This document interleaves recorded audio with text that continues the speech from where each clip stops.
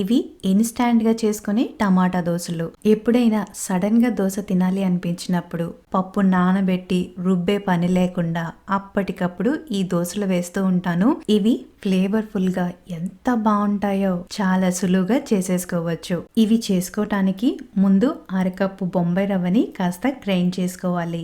అదే రవ్వలో 3 లేదా 4 టమాటాల ముక్కలు, ఎండు మిరపకాయలు, వెల్లుల్లి కొన్ని, కరివేపాకు, జీలకర్ర వేసి నీళ్లు వేయకుండా ఇలా మెత్తగా గ్రైండ్ చేసుకోండి. తర్వాత ఈ పిండినంతటిని మిక్సింగ్ బౌల్ లోకి తీసుకొని ఇందులో 1 కప్పు బియ్యం పిండి, 1/2 కప్పు గోధుమ పిండి, రుచికి తగ్గ ఉప్పు, కొద్దిగా వంట సోడా వేసి వీటన్నిటిని చక్కగా కలిపి తర్వాత కొద్దిగా నీళ్ళని వేసి దోశ పిండి కన్సిస్టెన్సీలో కలుపుకొని 10 నిమిషాలు పక్కన పెట్టేయండి. తర్వాత అవసరమైతే పిండిలో కొద్దిగా నీళ్లు వేసి కలుపుకొని పెన్నం బాగా వేడయ్యాక ఇలా దోశల్ని వేసి నెయ్యి లేదా నూనె వేసి 2 వైపులా చక్కగా కాలేంత వరకు కాల్చి తర్వాత వీటిని కొబ్బరి లేదా పల్లి చట్నీతో వేడిగా సర్వ్ చేసుకోండి.